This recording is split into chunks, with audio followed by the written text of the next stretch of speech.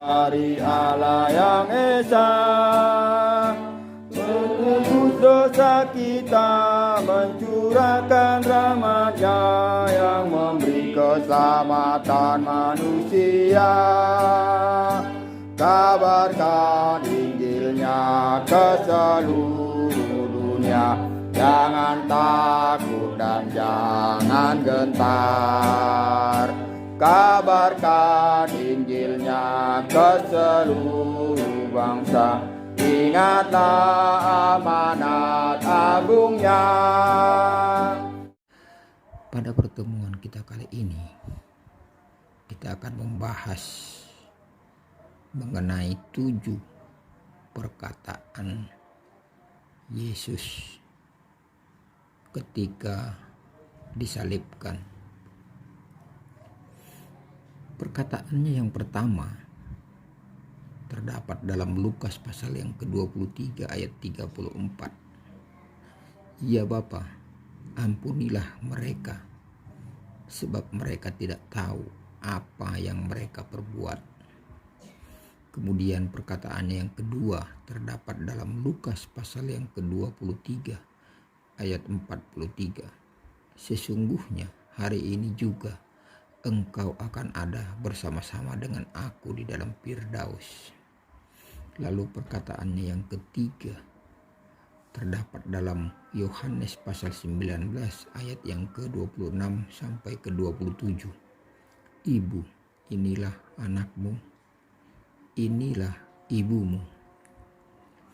Perkataannya yang keempat terdapat dalam Matius 27 ayat 46 dan Markus pasal 15 ayat 34. Eli Eli lama sabachthani, artinya Allahku Allahku, mengapa engkau meninggalkan aku.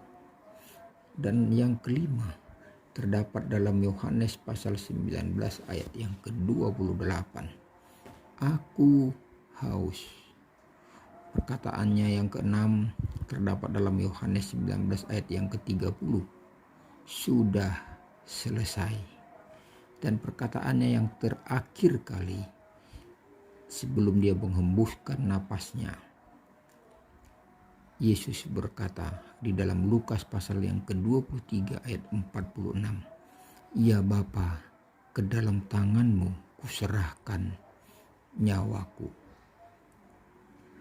Biasanya ketujuh perkataan ini dikategorikan sebagai perkataan 1, 4, dan 7. Pertama, tengah, dan terakhir. Yesus berbicara kepada Bapa. Perkataan-perkataan Yesus berbicara kepada penjahat. Perkataan 3, Yesus berbicara kepada Maria. Sedangkan perkataan 5 dan 6 tidak secara spesifik ditujukan kepada siapapun. Tidak ada Injil yang mencatat keseluruhan perkataan tersebut. Urutan di atas berasal dari harmonisasi keempat Injil. Di dalam Injil Matius dan Markus, Yesus mengucapkan perkataan dalam bahasa Aram, alih-alih dalam bahasa Ibrani. Dalam Injil Lukas dapat ditemukan 2 ucapan pertama dan keenam Yesus, sementara ucapan ketiga dan yang kelima dan yang ketujuh hanya ditemukan dalam Injil Yohanes. Alkitab menuliskan bahwa Yesus dipaku di atas kayu salib sekitar 6 jam dan bahkan lebih dari itu. Dan ketujuh perkataan inilah yang dicatat oleh murid-murid Yesus. Masing-masing dari ucapan tersebut memiliki makna istimewa. Sejak abad ke-16 ke-7, perkataan ini telah banyak dipakai untuk khotbah pada hari kematian Yesus. Dan banyak buku yang telah ditulis untuk menganalisa ketujuh perkataan tersebut. Ketujuh perkataan salib merupakan contoh pendekatan tekstual dalam merekonstruksi harmoni Injil yang berusaha menggabungkan materi-materi yang berbeda dari keempat Injil untuk menghasilkan kesimpulan yang lebih dari masing-masing Injil tersebut. ini merupakan ucapan atau perkataan yang sangat-sangat istimewa bagi kalangan umat Kristiani. Sebab perkataan ini mengandung banyak sekali pengajaran. Mengajarkan kita untuk mengampuni seseorang yang bersalah kepada kita, mengasihi seseorang, menghormati orang tua, dan lain-lain.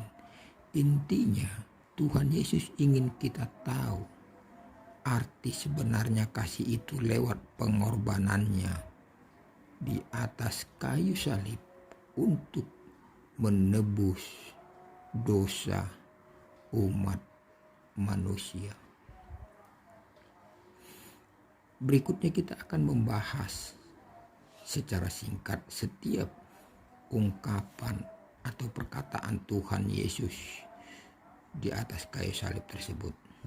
Yang pertama, ya Bapa, ampunilah mereka sebab mereka tidak tahu apa yang mereka perbuat.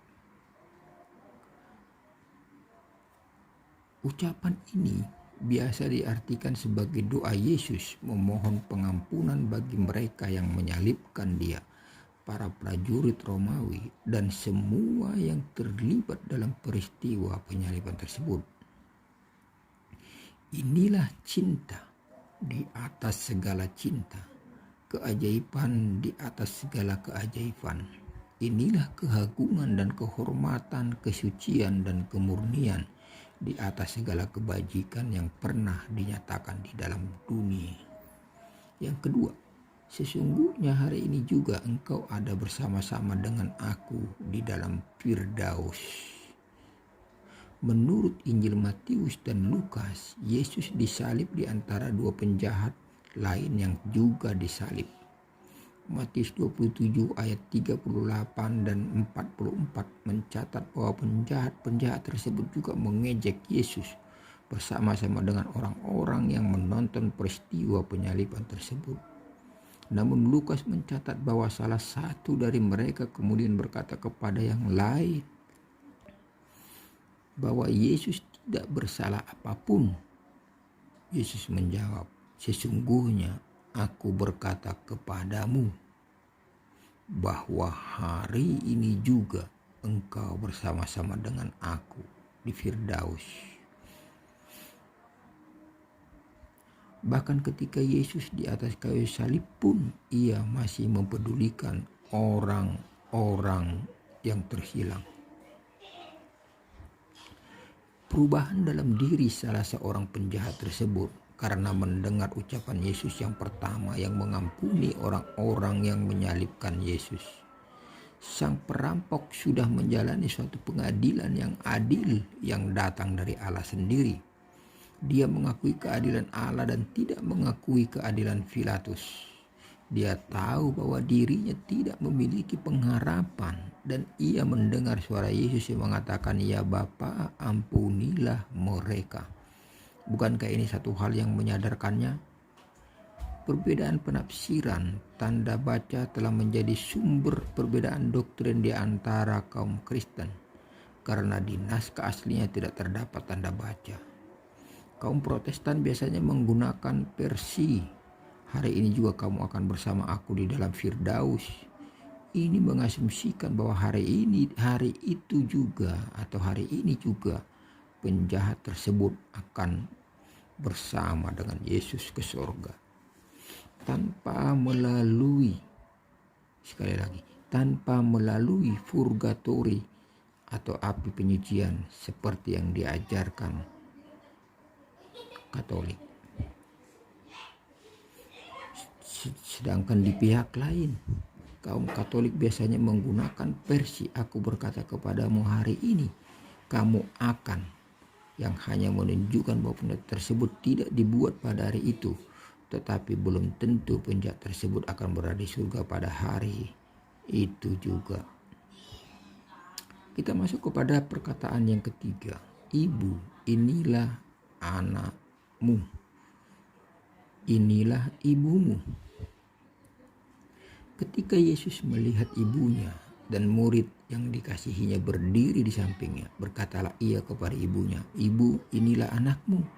Kemudian katanya kepada muridnya, inilah ibumu. Dan sejak saat itu, murid itu menerima dia di dalam rumahnya. Yohanes 19 ayat 26 dan 27. Di sini Yesus menyerahkan Maria, ibu Yesus, untuk dirawat oleh murid yang dikasihi Yesus. Penafsir biasa menafsirkan murid tersebut adalah Rasul Yohanes yang menuliskan Injil Yohanes.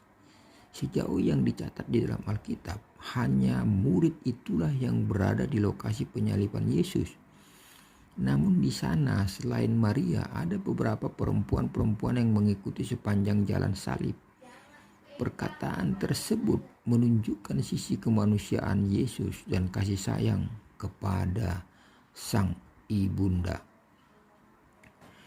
Lalu perkataan yang keempat, Allahku, Allahku, mengapa engkau meninggalkan aku? Mulai dari jam 12 kegelapan meliputi seluruh daerah itu sampai jam 3 sore. Kira-kira jam 3 berserulah Yesus dengan suara nyaring, Eli, Eli, lama sabaktani. Artinya, Allahku, Allahku, mengapa engkau meninggalkan aku? Pada jam 12 kegelapan meliputi seluruh daerah itu dan berlangsung sampai jam 3 sore. Dan pada jam 3 berserulah Yesus. Perkataan keempat ini adalah satu-satunya yang tercatat di 2 Injil dan satu-satunya yang tercatat di dalam kisah penyaliban Yesus di Injil Matius dan Markus. Ini merupakan kutipan dari Mazmur 22 ayat 1 dari Raja Daud. Beberapa penafsir mempercayai bahwa bukan Kristus yang mengutip Daud, tetapi Daud yang dikerakkan Roh Kudus untuk menuliskan nubuat mengenai penderitaan dan sengsara yang akan dialami oleh Yesus tersebut. Kegelapan yang terjadi pada tengah hari tersebut bukanlah kegelapan biasa, bukan karena awan tebal dan juga bukan karena gerhana matahari. Karena gerhana tidak pernah berlangsung selama 3 jam. Dan Paskah Yahudi dirayakan pada bulan purnama.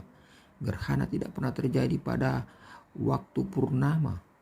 Selama sekitar 3 jam Yesus tidak mengucapkan kalimat yang lain. Pada saat-saat kegelapan supranatural itulah Yesus mengucapkan kalimat keempatnya. Ini adalah kalimat yang paling sulit dimengerti di antara yang lain. Seorang Martin Luther, tokoh Protestan, pernah memikirkan ayat ini selama berjam-jam dan akhirnya ia berdiri sambil memukul dadanya dan berkata, siapakah yang dapat mengerti bahwa Allah meninggalkan Allah?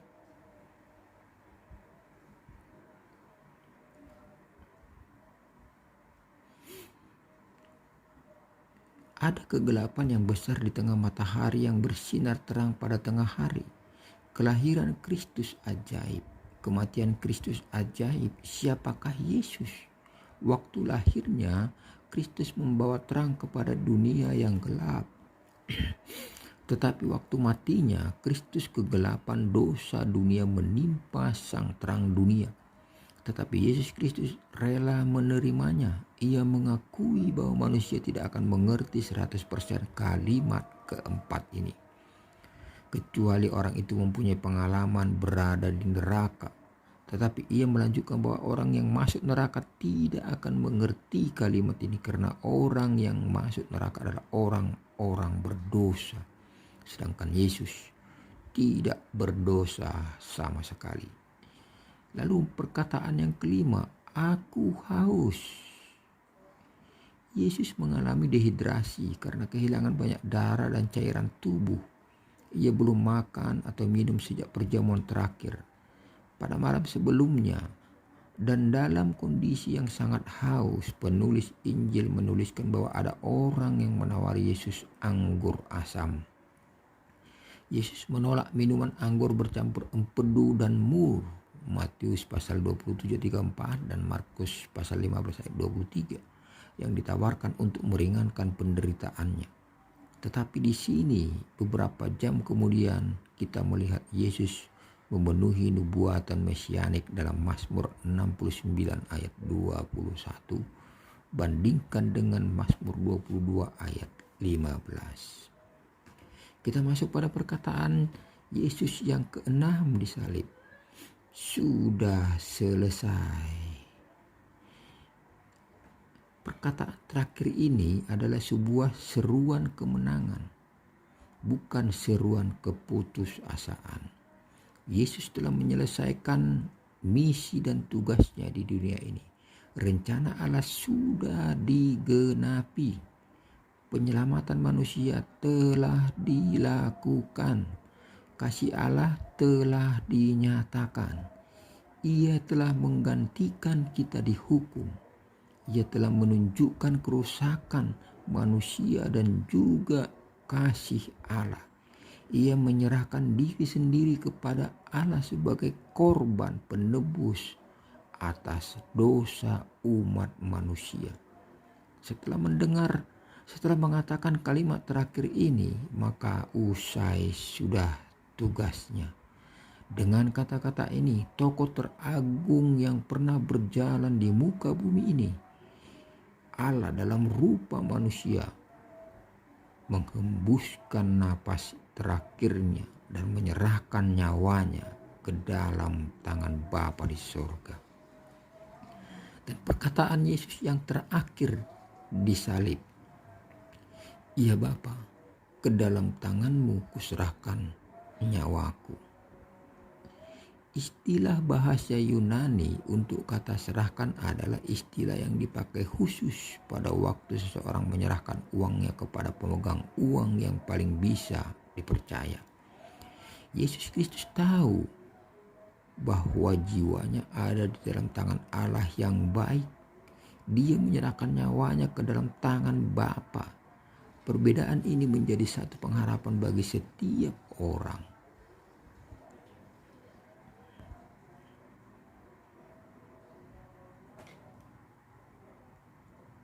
Dan membuat orang tersebut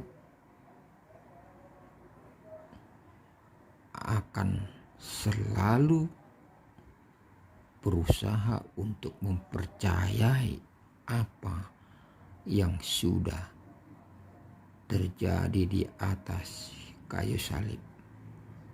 Demikian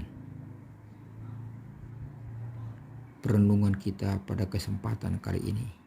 Kiranya 7 perkataan Yesus di kayu salib dapat menguatkan kita, mengokohkan motivasi kita, meneguhkan kesaksian kita akan juru selamat kita, Tuhan kita Yesus Kristus. Kiranya kasih karunia dari Tuhan Yesus Kristus senantiasa menyertai saudara sekalian dimanapun berada. Salam Maranatha.